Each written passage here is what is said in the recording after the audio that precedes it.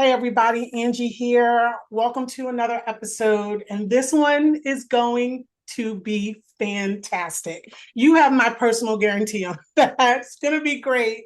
And I'll tell you why. There's so many things about life that we all think we understand, and so we sort of settle into that understanding and we function from that understanding. And then someone walks into your life, like Luis Ali, who is my guest today, and turns that on its head and actually introduces a new paradigm about how we are, how we're formed, how we function, and how we can sort of navigate in the world. And so, without further ado, let me introduce the author of this incredible new book, The Five Levels of Conscience, Luis Ali. Hey, nice to see you again, Angie. I appreciate that excellent introduction.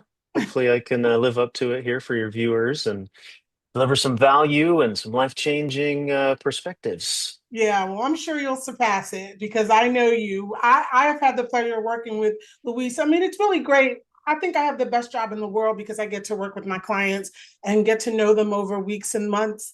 But meeting Luis was a little bit different because the care that he took over this book, it was like a newborn child.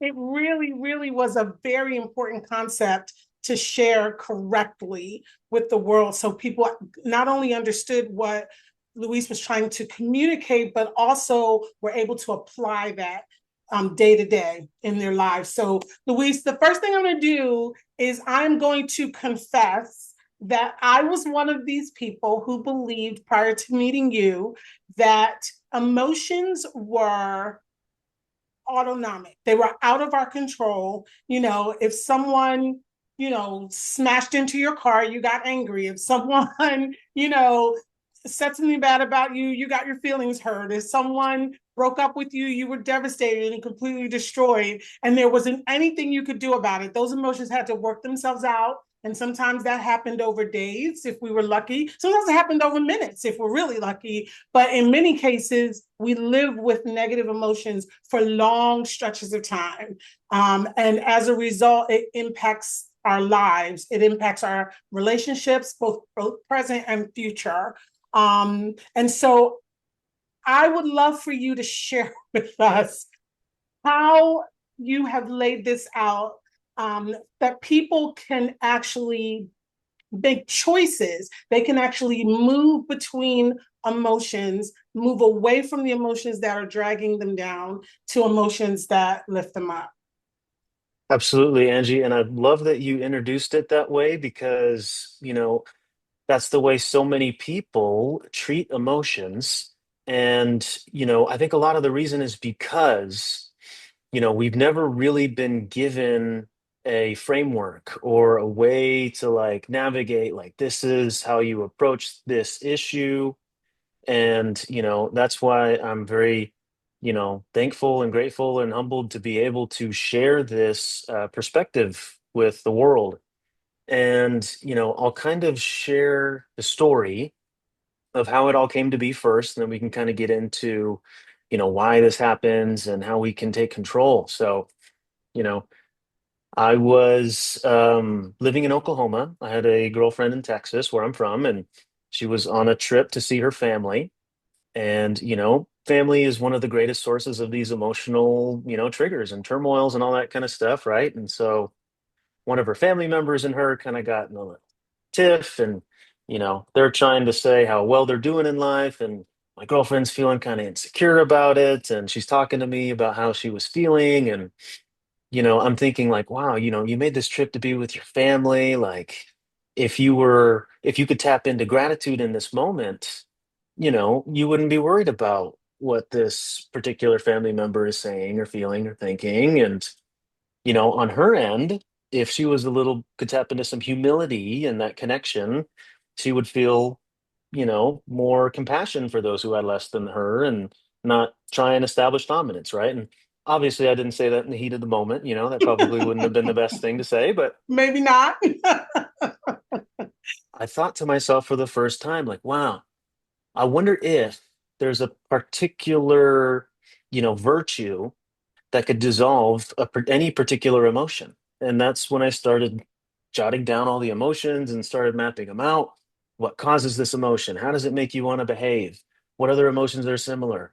What, what can dissolve particular emotions? What they can't coexist with? And it turned into this chart that, the book is based upon, and I'm happy to share. And, even writing the book, I got so many insights into, you know, how these dynamics play out. And what it comes down to is we have sets of beliefs and expectations about the world and about ourselves. And these beliefs and expectations are what trigger these emotions. And instead of looking at them like, you know, signals that we need to act upon something, or problems that we need to overcome and suppress, we should look at them as guiding posts and messages that our perspective needs to open and to change to integrate some sort of lesson about the way we're looking at things. So without further ado, I'll share the chart and kind of give your viewers a little taste here. So this is the chart. It breaks down all human emotions in the center based on the psychological need that causes these sets of emotions, the impulse that these emotions generate, and the way our life manifests by giving into these impulses. And I've got cute little archetypes for you to remember them by on the left. And yeah, so for example, we'll start with the bottom, the narcissist. Everybody's familiar with that term, right? We all have an ex-boyfriend or girlfriend that's the narcissist. And what's really happening here is it's a fear response. It's an insecurity in the person, in us. We all have an inner narcissist. We all behave this way. And when we feel insecure or unsafe, it generates the feelings of fear, frustration, and greed. And you'll see here at the bottom, each column represents to a certain perspective. When we look internally towards the self, fear is generated. We're afraid for our lives. When we look at creation or the universe, whatever you call the powers outside of ourselves, we get frustrated and we just want things to change so bad. And we look at others, we get greedy or lustful. We just want what they have, or we need this one thing and it's going to change our life. And these intense emotions cause us to want to control situations, people, information, outcomes, all that kind of stuff. And this deep impulse to control causes us to manipulate, to lie, to cheat, to steal, all this kind of stuff. And you can dissolve that response instantly with the virtue of acceptance. You cannot both be fearful, insecure, frustrated, manipulative if in that moment you've integrated acceptance, if you've completely accepted, surrendered the outcome to a higher power, and everything's okay no matter what happens. I know I'm going to be fine. I accept this moment. Those feelings of fear, frustration, greed, desire to control and manipulate cannot coexist with that virtue. And a very simple way to integrate that virtue is by clearing your mind. I'm sure a lot of your listeners, they meditate regularly or have at least done it at one point in their life. So take a deep breath, clear your mind. And what you're doing in that moment is you're creating space because some sort of internal belief or expectation or pattern has triggered these emotions. For example, in the relationship world, a lot of people, they might fear I'm not good enough for this partner. Something, I'm fundamentally flawed. That is a belief I have. And once this person realizes it, they're going to leave me. So now I want to control. I need to know everything so I can make them think I'm great. I think they're going to leave me. So I want to control who they're talking to and all this kind of stuff. That belief is triggering that process. So when I empty my mind, I clear those thoughts and I'll create space to receive new thoughts. And so I affirm feelings and thoughts of acceptance. Whatever happens is okay. It's best to be myself because maybe this person's not good for me, and whatever is good for me will align. The universe is always on my side. And as I'm affirming this virtue, these feelings of fear, frustration, greed, this compulsivity dissolves. And, as you know, we attract what we fear. So instead of going through that pattern of, I don't think I'm good enough, I need to control them, and they resist, and then we chase or we break up with them first because we think they're going to break up with us, you dissolve that pattern instantly. And when you integrate these virtues, you tend to get insights of, oh, I realize I'm trying to control them because I don't think I'm good enough. And it's that, in that way, these emotions, these fear signals, these, impulses become our guide of, you know, without that emotion and without the chance to dissolve it with acceptance, I would have never understood that I'm looking at this at the wrong way, that I don't believe that I'm good enough, that I believe I need this person to be happy. Those insights would have never come had it not been for those negative emotions and the virtue that dissolve them. So, you know, as you can see, there's four more levels to this: the egotist, the critic, the empath, the artist. The couple more comments that I'll make is, at the highest level of conscience here, there is no desire to change anything. We're just playfully enjoying the moment. We're empowered, we're in love, we're in play. Nothing needs to change, right? And a lot of people, they get attached to this particular archetype, the empath, because, obviously it's much better to be the empath than the narcissist because, your impulse is to do good. You've got your peace and connection and positivity, but, the empath still feels the need to do good, which is the need to change what is. And albeit for the better, it's still the need to change. And by that means, someone like a narcissist can use that to their advantage to manipulate you, to get you to join their cult or to, you know, dissolve your energy and all this kind of stuff. So once you integrate fulfillment, you reach that joyful presence, that playful enjoyment of the moment. And that's kind of my goal here is to teach people how to quickly get to playful presence, playful enjoyment of the moment. And, I think that the world would be a much better place if we're all having a good time. There would just be so much less reason to have all of these conflicts and wars and manipulations and all this kind of stuff. And it's just, I think it's a something that we could achieve. And so here to spread the message. Like nirvana. It's just like the ultimate state of peace. Um, I want to talk about that second stage when you're at that place of despair, or that place Yes. of overwhelm, which isn't necessarily, wanting to harm anyone or do anything negative to anyone else. But unfortunately, it still produces a negative result. And I just want to echo what you just said, because I think it's so critically important that everyone hears this. But why I think you need to have this book, I think everyone needs to have this book.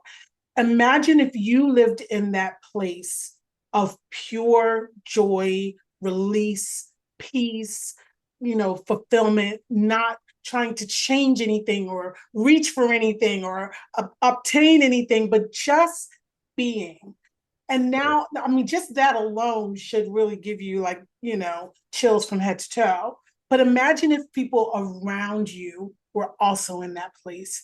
What would your family be like? What would your neighborhood be like? What would your state, city, country, and ultimately the world be like? And I see this book kind of like one of those classic books, like the Four Agreements or, The Richest Man in Babylon. I see it as a classic. It's timeless. This book will never age because the concepts are so rooted in who we are.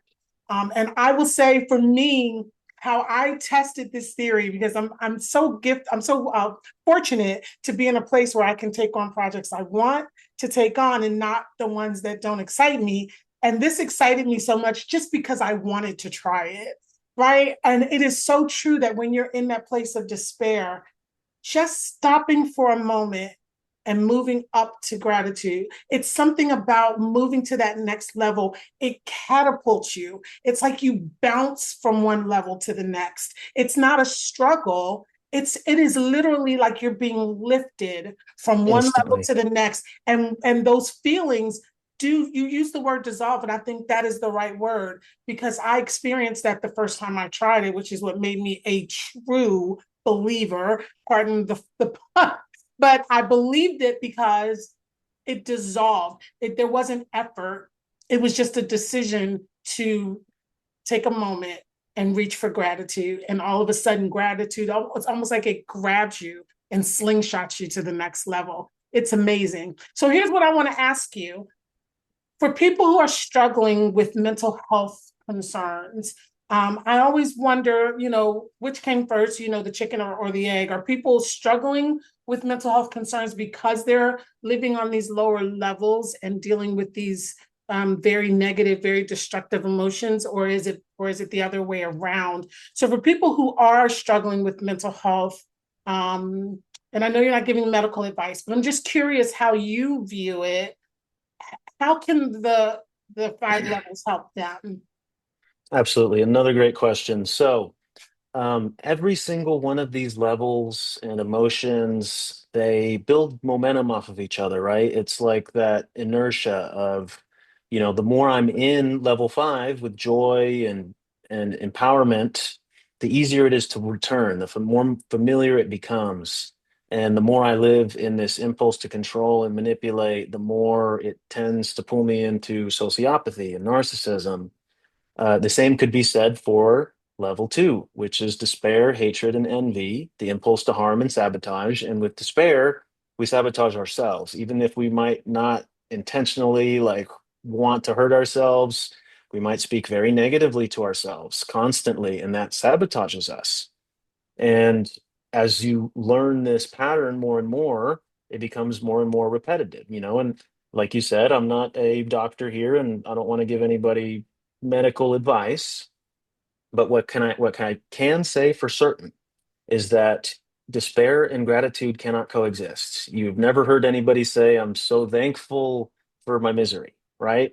It so but when you realize and recognize that you're in that pattern, and typically, again, it's some sort of fundamental belief or expectation, the belief that my parents messed me up, or, I am not good enough for people. And, you know, level two is characterized by an acceptance. You've accepted that nothing is going to change. I can't change this, and therefore now I'm sad. I feel powerless. The psychological need is for impact and autonomy. I feel like I can't affect this anymore. And so now I'm just sad and hateful and envious because I'm powerless, right? And some sort of belief or expectation has triggered that. And again, gratitude dissolves it. And, an analogy that I'll share is that, despair is something that like it's like a dark room, and gratitude opens the window to let the light in. And it's not that the room has changed, your view, your perspective has changed. And in that way, that despair dissolves, that impulse to talk negatively about yourself. And, that powerlessness dissolves, and you can work your way up from there, you know? Um, so, yeah, I think that, going back to your original question, we have these fundamental beliefs and patterns that pull us into this. And the more we spend there, the more often it takes us. But recognizing the pattern and taking the moment to dissolve those thoughts, replace them with gratitude, will shed light on those expectations and those beliefs and dissolve them and open your perspective to allow you to spend just a few more moments in that, joy. And then Mhm. you might go back to despair soon. It's a process.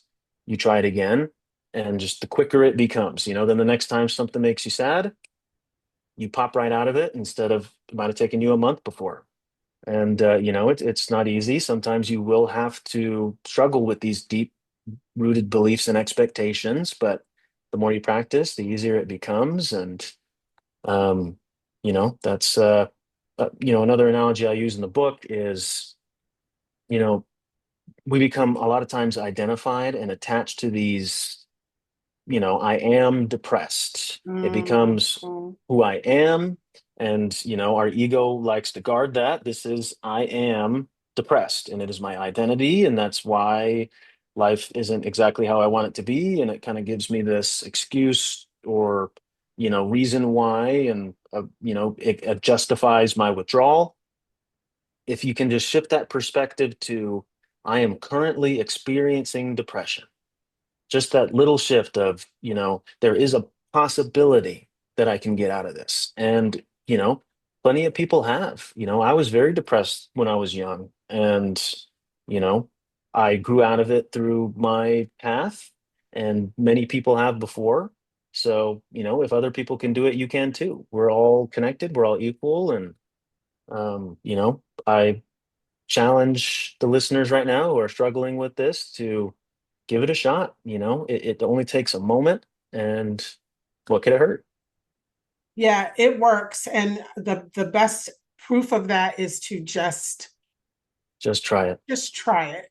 You are going to absolutely be amazed at the effect that this has.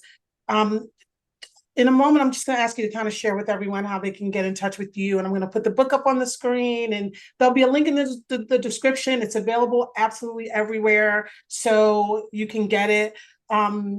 But before we wrap up, I do want to talk about negative events versus negative emotions, because I'm certain that there are people who are thinking like I was thinking, which is, well, what happens if there is a death in the family? What happens if I get very ill? What happens if I have a financial setback? I can't just climb up the ladder to a better feeling or emotion when I'm feeling so oppressed by some major life event. So tell us, how do we apply the 5 levels to these major, like, big deal events that happen, negative events that happen in our lives?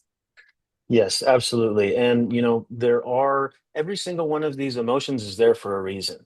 We're not fundamentally flawed. Like, these are there for a purpose, they serve purposes. And so there will be times when you lose somebody and you're gonna be sad, and it's gonna pull you in there. And in those times, there'll be a lot of resistance for that change. And that's just part of the process. This is a process, not a destination. That is a huge thing to emphasize. You don't do this a couple of times and now I'm the artist forever. I did think But, that at first. right. It's just you get better at it, but 100%. you don't live at the top level all the time. No, nobody does. Life is chaotic and it's there to pull us down and pull us back up. And, this is your guide, your roadmap, your compass for, hey, it's been long enough. I feel like I've grieved. So I'm ready to accept gratitude for this scenario now. I've been through so much, but now I'm ready to take my power back, and I can just look at any little thing. And I promise, if you're watching this, if you're breathing, if you're not in this, in a concentration camp somewhere, there is something for you to be grateful for, whether it's running water, this, air conditioning, shelter, your working limbs and hands, and, anything, just something, and just tap into it and focus on feeling that virtue in that level, right? Focus, that's the important part. It could just be one thing. It could be, thank you so much for running water. And that you tap into that feeling Mm, and it dissolves, right? So, this is a process, not a destination. Be gentle with yourself because, you know, being harsh on yourself defeats the whole purpose. Then you're falling down into the other levels through this. So don't do that. Just be patient. It's very simple. Just empty your thoughts, stop the rumination, replace the thoughts with the virtue, feel that emotion, and you're going to live a much happier life and inspire others to be happier around you. Your relationships will get better. Everything will just work out much more in your favor. yeah. I'll never forget when Princess Diana passed away. I was a huge fan of hers. And at her funeral, her brother said something that almost makes me think he read your book, but he couldn't have. It hadn't been written yet. But he said, despite the devastation of losing her, I'm thankful that She left this earth when she was her most vibrant, her most active, the happiest moment of her life, where she had fully actualized herself. And for that alone makes this something I can bear. And I thought, what an incredible way to face off with grief. You know, grief is real, it's necessary, it's Hmm. part of life, but to face it with something so powerful and meaningful is just it's a higher way to live. And that is the thing that this book is doing for me. I was going to say has done, but I'm still a student of your 5 levels of conscience, and I'm learning constantly. I have the chart. Someone said in one of your reviews, they said I've got the chart saved as my screensaver. I was like, yes, it needs to be I love it. everyone's screensaver. Post it on the wall, stick it on the dashboard. You know, we have to remind ourselves, because there is so much in the world that has the capability of bringing us down. This is a wonderful way, a positive way to always be looking up, looking forward, looking ahead, looking to something that's higher. So how can people get in touch with you? I'll make sure they can reach your book, but how do they get in touch with you if they want more information, if they want you to come and speak, or anything else? Yeah, you can find everything at fivelevelsbook.com. You can email me, Luis at fivelevelsbook.com. I'm on all the socials, either Five Levels Book or Five Levels dot book. So yeah, look out for more stuff to come. I'm just getting started. I'm just learning the whole social media marketing type stuff, so be gentle with me. But yes, thank you so much for this opportunity, Angie. I'm so glad it's helped you, and hopefully we can together help so many more people live a more playful, joyous life, enjoy their life more. We're here to enjoy the short time we have, and that's what better way to, help the world and to enjoy life more. Wow. Well, I think that, my friends, says it all. I'll see you guys next time.